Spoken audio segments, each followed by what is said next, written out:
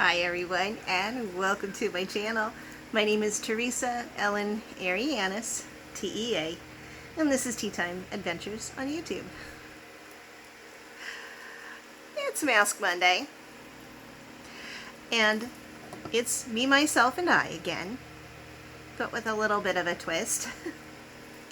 I am actually wearing the Freeman Clearing Pomegranate Peel-Off Face Mask. And this was gifted to me by my ex-coworker, Wally. He was our senior buyer at the place where I work. And he knows I love all things pink. And he would go on Dollar Tree sprees. Usually around my birthday, or if he went off on a vacation and I had to cover part of his buying realm, he would buy me Dollar Tree stuff, and he knew that I could care less how much anything costs. I'm not that type of a girl, but just the fact that he would buy me a whole bunch of pink and red stuff, it was just awesome. So I am still using this up from last year. One of my goals is to get through it, and I think it's already down this far, at least over half, maybe a little bit more. It's not a very bright mask, so it is still there. It's still shiny. It's drying. And I'm going to be a bit of a copycat today. But then if I think about it, I was a copycat last week with my forehead and eye masks in pink, but they were copying a Mask Monday that Mary Catherine had done, so I'm just a copycat. I don't care. Or a copy mouse, really, since my nickname is Mouse. But while I was at lunch today, I was actually able to watch 4 Mask Monday videos from today, Monday, the 1st of August, 2022, instead of running 2 weeks behind, which is my norm. And I was able to watch Kim from Kim's Happy Place do a collaboration with Kiki from Kiki's CrackerJack box, and their question and answer really was focused on the how and the why of how they started their channels. And the other 2 videos I was able to watch at my lunchtime was Laurie Latimer, sis fantastic, doing a collaboration with Jean from Pinkee Jean, who is full amazing. And their Q&A had to do with quote unquote for old people. So I'm going to be a copycat for all 4 of those videos that I watched at lunch today, and I will be doing their Q&As, or I will be answering the same questions that they did. And I'm going to link all 4 of their specific videos down below. Please go check them out. They're all lovely, delightful ladies, and I'm subscribed to all 4 of them myself. So I wouldn't tell you to go do something that I wasn't already doing. So I'm just waiting for this to dry with my little Dollar Tree Senorita fan. I love all the glitter. It's very pretty reds and blues and golds. So, and these are my Christmas Minnie Mouse ears that I got one year when my best friend Michelle treated me to going to Disneyland and California Adventure in as much as we could in one day, because she worked for Disney and got free passes. So the first thing I'm going to go over is why I started my channel, when I started my channel, how I started my channel. My channel was born on March 14th, 2022. So it's not even 5 months old yet. And I already have over 280 subscribers, which, quite frankly, I never thought I'd get that high. I never thought I'd survive this long in the YouTube world. But slow and steady growth is, I'm A-okay with that. And what anybody can do, if it's watching an entire video from beginning to end, whether it's just giving it a thumbs up in silence, whether it's just putting a couple of emojis and a hi, or love the video, or great haul, whatever it is, I appreciate every single thing that you do. So thank you. Thank you so much. And if you like what you see, give this video a thumbs up and click subscribe if you want to see more. And there should be a notification bell once you hit subscribe, that if you click on it, you'll be notified when I upload, which I'm erratic and sporadic with my uploads. So sometimes you'll see a glut of 3 in one day, and then you won't see me for a week. So there you go. But I had been following the subscription box ladies probably over the last definitely 2 years, possibly longer, like 3. It was definitely something that was just starting pre-medical global unrest that we've all been experiencing. I think I connected with another California woman named Vicky Week from West Coast Week, and she was friends with Sue from Reviews with Sue up in Michigan. I had also found somebody by the name of Kitty's Boxes, and then She Crafty, and several other of the rather large channels.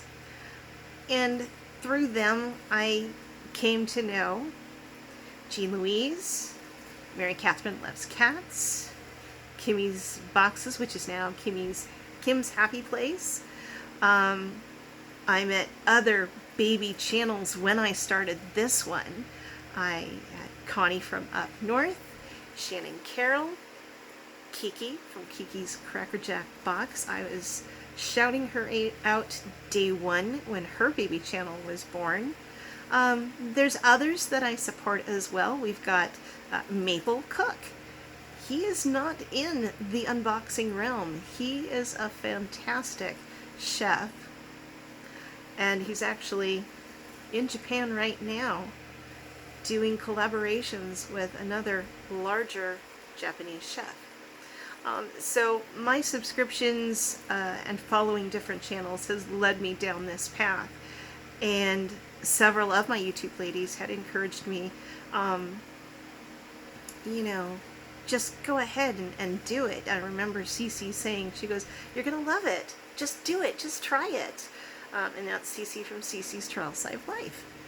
And as the years of medical unrest have gone on, I found myself very isolated and struggling with depression and the stress of going to work in a world where I'm in healthcare. I'm on the other side of healthcare. I'm behind the scenes. I am not a clinician, and I was on the procurement end of trying to scour the United States, the globe, trying to find protective apparel for our clinicians so they can take care of our patients, take care of the community.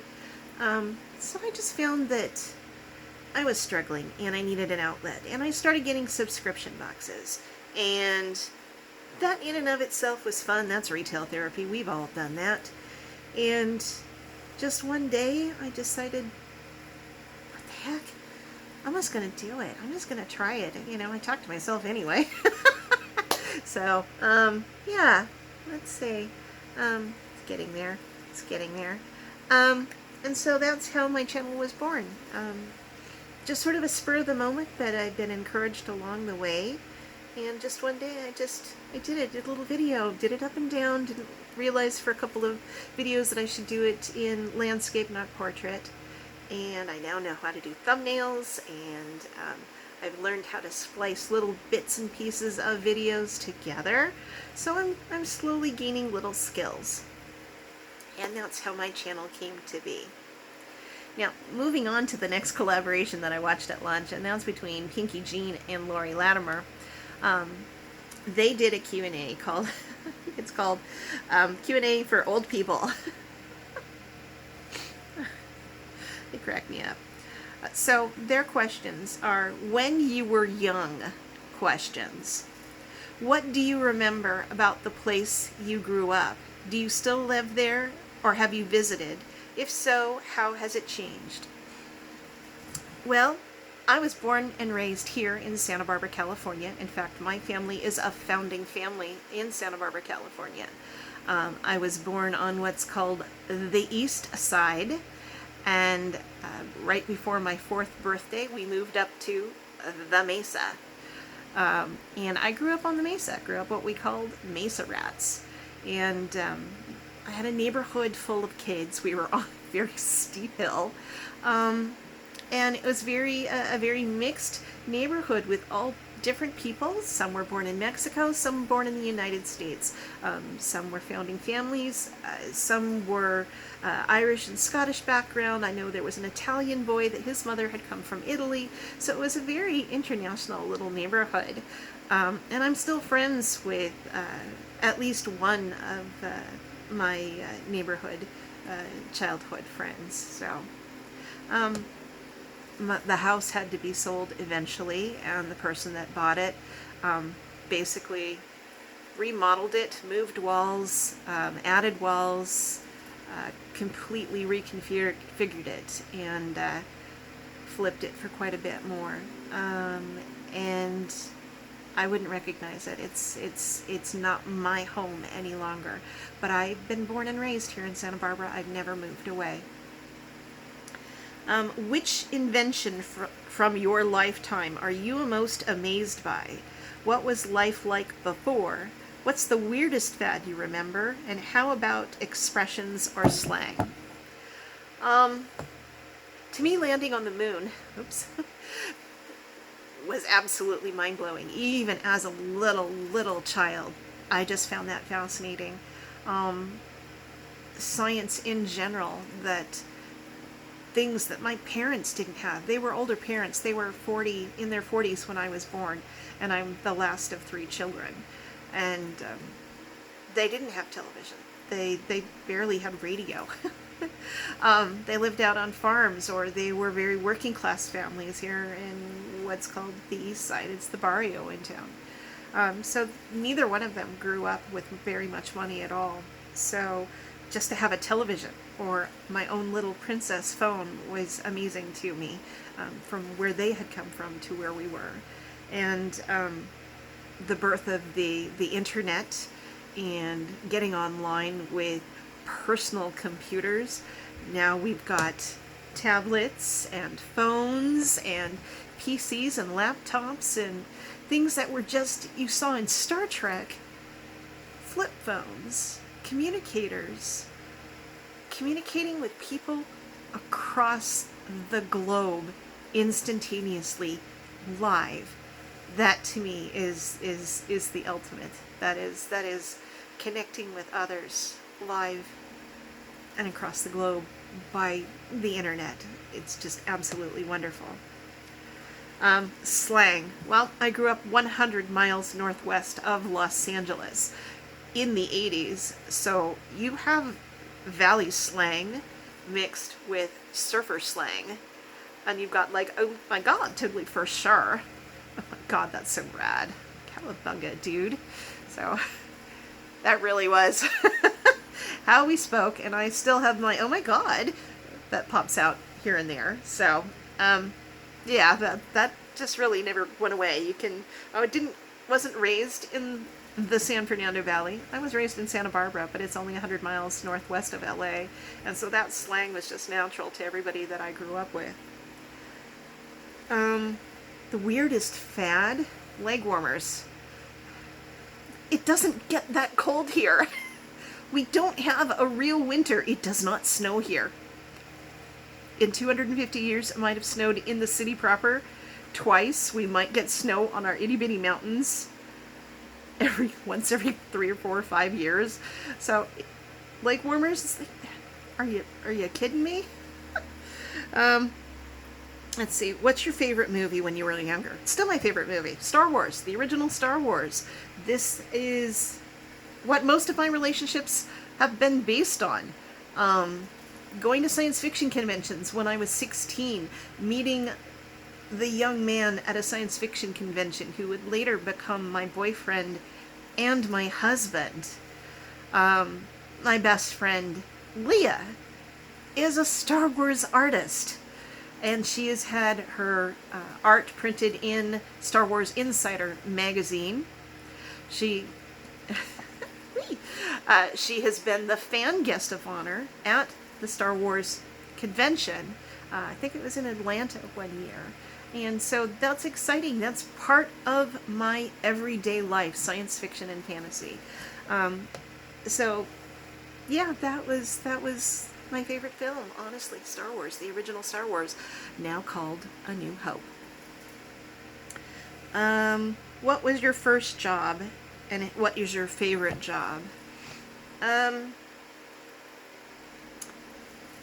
have to say my very, very first job was cleaning houses for the uber rich that lived up on what we call the Riviera here in Santa Barbara. And it's up on the hillsides, up the mountains overlooking the city. And that particular family, the husband was a doctor, and his wife had a antique china and cutlery business, and she went to shows. So not only was I cleaning dishes and making her children's beds, but I was also very, very carefully keeping the china and the cutlery clean and polished. My next real job, as I would call it, was for a mom and pop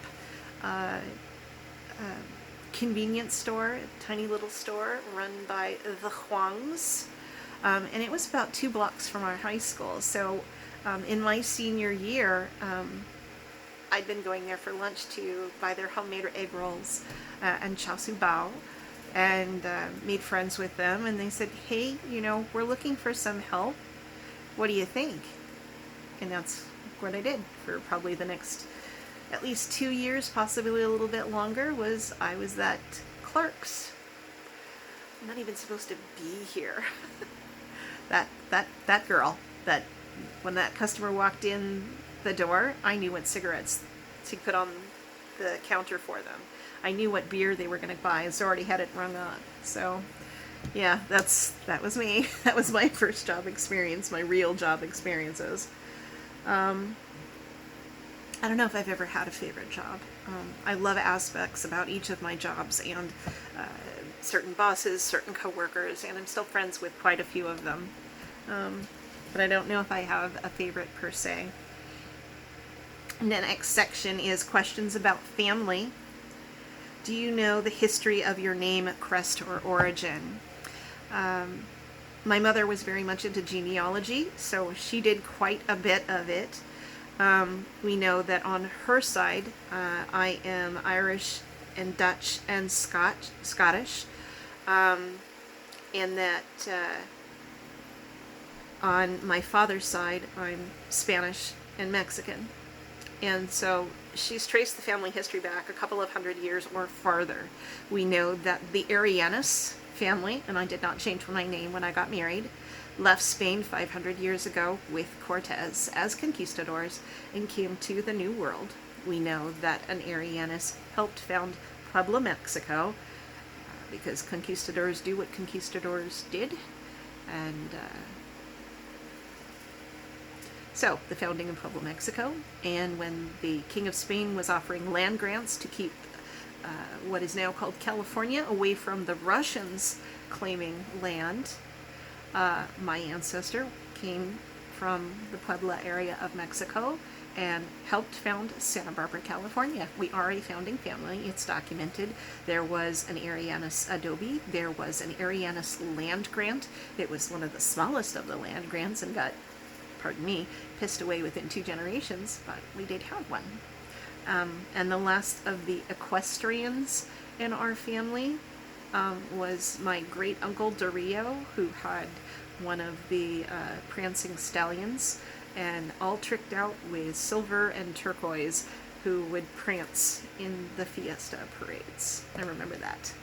So I do know that on my mother's side, the Scotch-Irish, the Mac-Alexander family left Scotland and moved to Ireland for a while.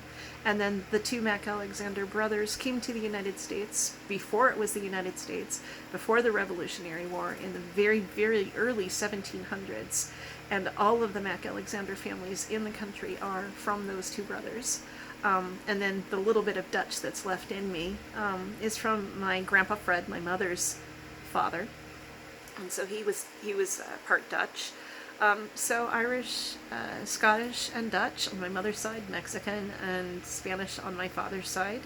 I took a 23andMe spit test to check the DNA, and 55% Scotch-Irish.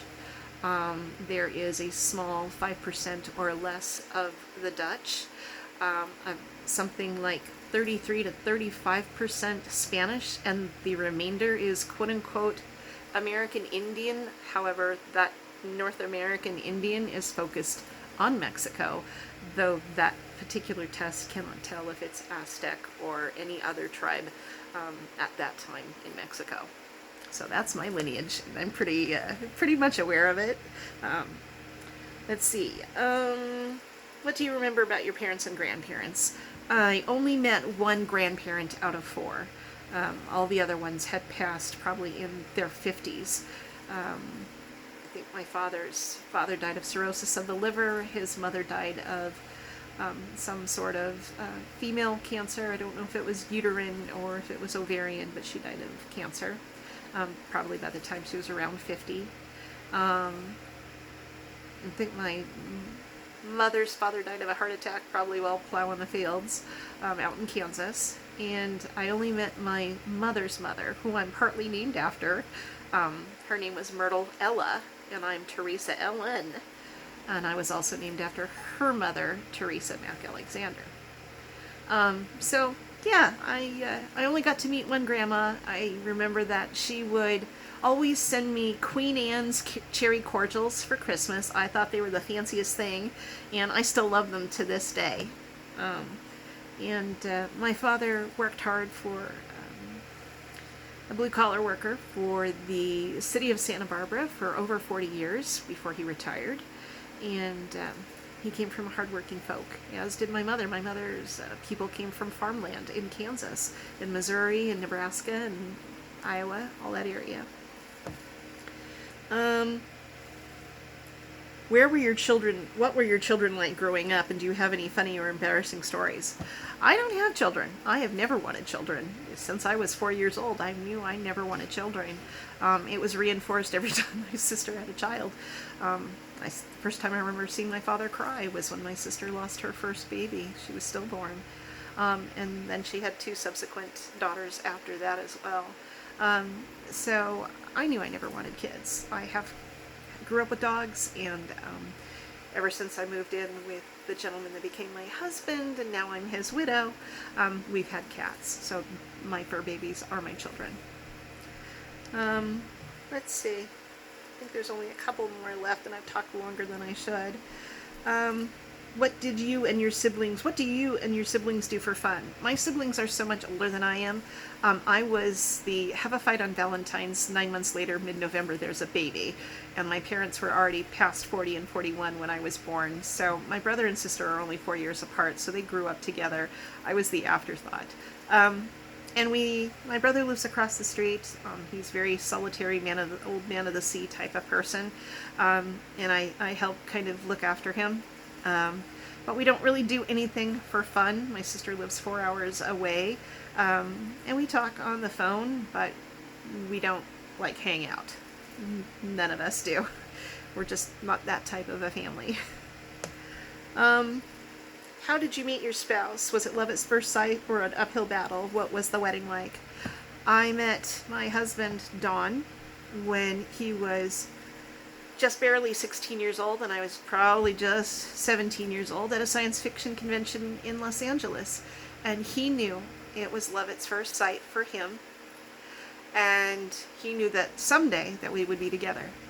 And I was with somebody else at the time, and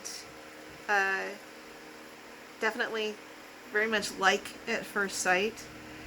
And we became little pen pals. Talked on the phone a couple of times. I remember talking to his mother. His mother liked me so much she told the grandparents.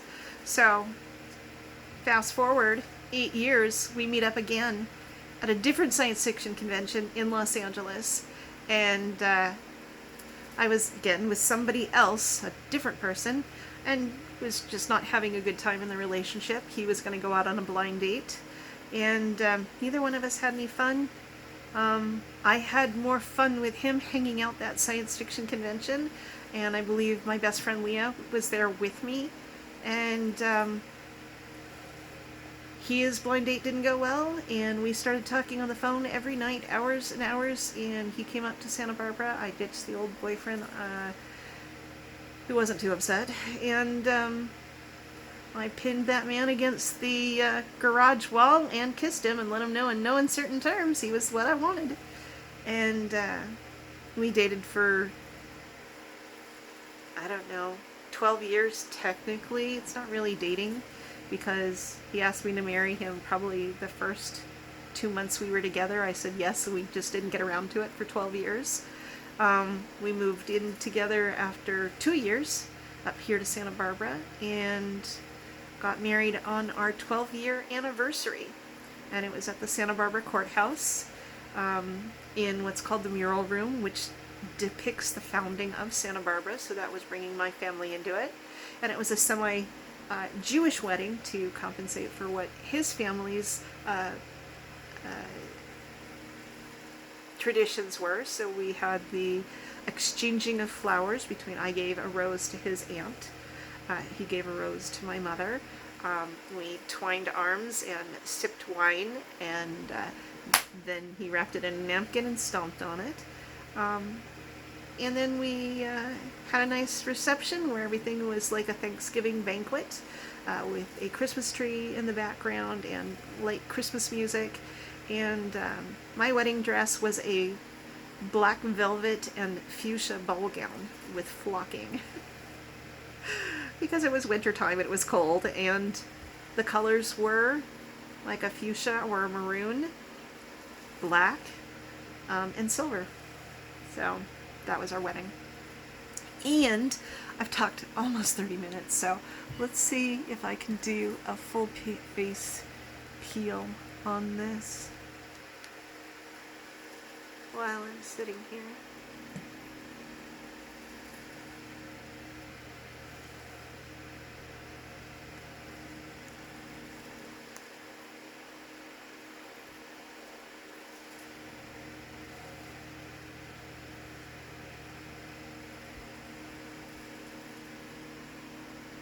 Yep, pretty much. Got a little bit residuals, but a full face peel. I love it when that happens. It's kind of sticking together now, but yeah, it just fell apart. But yeah, other than a few little things maybe stuck in my little fuzzy eyebrows, that was a full face peel. I love that. I love that when it happens. I am so sorry this was so long. I did not mean it to be, but then I just started talking. So, again, happy Mask Monday. I am going to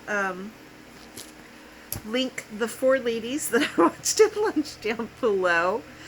That is Kim's Happy Place, Kiki's CrackerJack box, Laurie Latimer's Sis Fantastic, and Pinkee Jean, who's flamazing. Because I stole their questions. And I gotta give credit where credit is due. And yeah, I guess that's it for now.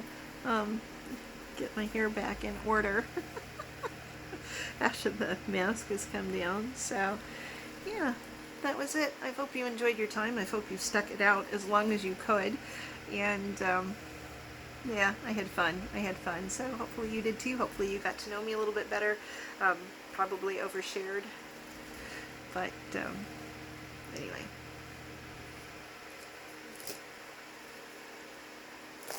Take good care of yourselves. Take good care of each other. And I will see you around the net.